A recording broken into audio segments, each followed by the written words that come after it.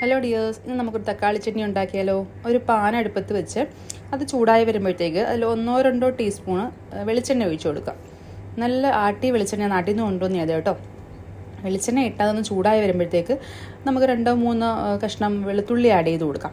വെളുത്തുള്ളി ഒന്ന് മൂത്ത് ഒരു മഞ്ഞ കളറിൽ ഗോൾഡൻ കളറിലായി വരുമ്പോഴത്തേക്ക് നമുക്കൊരു മീഡിയം സൈസ് സവാള ഇതിലേക്ക് ആഡ് ചെയ്ത് കൊടുക്കാം. എല്ലാം നല്ല ചെറുതായിട്ട് അരിഞ്ഞാൽ പെട്ടെന്ന് വാടിക്കിട്ടും. പിന്നെ ആവശ്യത്തിനുള്ള കറി ലീവ്സ് ചേർക്കുക. ഈ എണ്ണയിൽ തന്നെ ഉണക്ക വറ്റൽമുളക് ഇടണം കേട്ടോ. ഞാനാണെങ്കിൽ വറ്റൽമുളക് ഇടാനും മറന്നുപോയി. ആ വറ്റൽമുളകും കൂടി ഇട്ട് അതൊന്ന് വാടി വരുമ്പോഴത്തേക്ക് നമുക്ക് അതിനകത്തൊരു അത്യാവശ്യം വലിയ വലിപ്പത്തിലൊരു തക്കാളി ചേർക്കാം. തക്കാളി ചട്നി ആയതുകൊണ്ട് തന്നെ നല്ല വലിയ ഒരു തക്കാളി ചേർത്താൽ നല്ല നമുക്കൊരു കുറച്ച് ക്വാണ്ടിറ്റിയിൽ എടുക്കാൻ കിട്ടും. തക്കാളി ചേർത്തതിന് ശേഷം അതൊന്ന് നല്ലതായിട്ട് വഴറ്റി കൊടുക്കുക, ഒന്ന് ഇളക്കി കൊടുക്കുക. ഇളക്കി അതൊരു പരുവത്തിൽ ഒന്ന് വാടി വരുമ്പോഴത്തേക്ക് കുറച്ച് ആവശ്യത്തിനുള്ള ഉപ്പ് നമുക്ക് ഇട്ട് കൊടുക്കാം. ഉപ്പ് ഇടുമ്പോൾ തന്നെ നമുക്ക് ആ തക്കാളിയുടെ വേവൊന്ന് ആക്കം കൂട്ടാൻ വേണ്ടി കുറച്ചുകൂടെ ഒന്ന് ഇളക്കി കൊടുത്താൽ നല്ലോടെ തവി കൂടെ നമുക്കൊന്ന് ഉടച്ചു കൊടുത്താൽ പെട്ടെന്ന് ഉടഞ്ഞു കിട്ടും.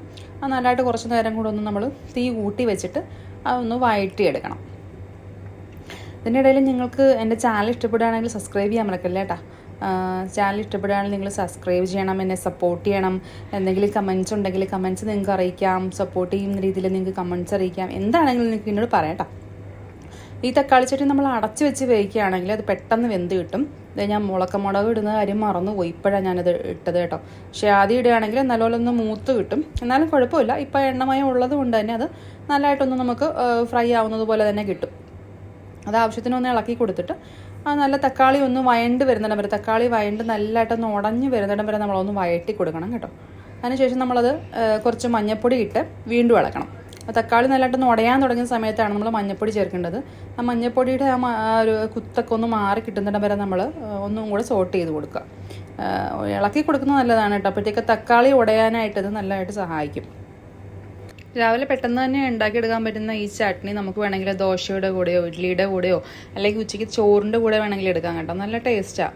നല്ലതായിട്ടൊന്ന് കുഴഞ്ഞ് വരുന്ന സമയം വരെ ഒന്ന് ഇളക്കി ഒന്ന് ഉടച്ച് തക്കാളി ഒന്ന് ഉടച്ച് കൊടുക്കുന്നത് നല്ലതാണ്. പിന്നെ അത് ഓഫാക്കിയിട്ട് അതിൻ്റെ ചെറുതായിട്ടൊന്ന് ചൂട് മാറുമ്പോഴത്തേക്ക് നമുക്കത് മിക്സിയിലിട്ട് അരച്ചെടുക്കാം. ആ സമയം കൊണ്ട് ഞാൻ ആ സെയിം പാൻ തന്നെ ചൂടാക്കാൻ വെച്ചിട്ടുണ്ടേ.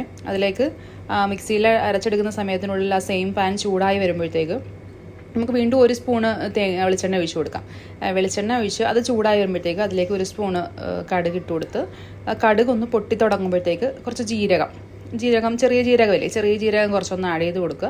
അതൊന്ന് മൂത്ത് വരുമ്പോഴത്തേക്ക് 2-3 കഷ്ണം നമുക്ക് ഡ്രൈഡ് ചില്ലി, നമുക്ക് ഉണക്കമുളക് ഇട്ട് കൊടുക്കാം. പിന്നെ ഒരു വെളുത്തുള്ളി, ഒരു കൊച്ചുള്ളിയും കൂടെ ചതച്ച് ഇട്ട് കൊടുക്കാം കേട്ടോ. അതിൻ്റെ കൂടെ തന്നെ നമുക്ക് കറിവേപ്പിലയും കൂടി ഇട്ട് കൊടുക്കാം.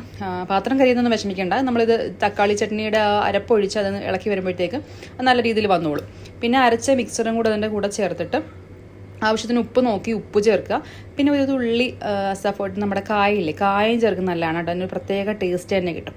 കായം ആവശ്യത്തിന് നിങ്ങൾക്ക് ഒരു മണം കിട്ടാൻ വേണ്ടി, ഒരു ടേസ്റ്റ് കിട്ടാൻ വേണ്ടി കുറച്ച് കായം കൂടെ ചേർത്ത് ഇളക്കിയതിന് ശേഷം 1-2 ടീസ്പൂൺ തക്കാളി സോസ് കൂടി ചേർക്കുന്ന ടേസ്റ്റ് കൂട്ടാനാവുക. സെർവ് ചെയ്യുന്ന നേരത്ത് 1 സ്പൂൺ നെയ്യോ ബട്ടറോ ചേർത്ത് സെർവ് ചെയ്താൽ അടിപൊളി ടേസ്റ്റ് ആയിരിക്കും. പിന്നെ നിങ്ങൾക്ക് ഇതിൻ്റെ കൂട്ടത്തിൽ ദോശയോ ഇഡ്ഡലിയോ അല്ലെങ്കിൽ ഉച്ചയ്ക്കത്തെ ചോറിൻ്റെ കൂടെ ഇത് ചേർക്കാം കേട്ടോ. എൻ്റെ വീഡിയോ ഇഷ്ടപ്പെടുകയാണെങ്കിൽ സബ്സ്ക്രൈബ് ചെയ്യണേ. ബൈ.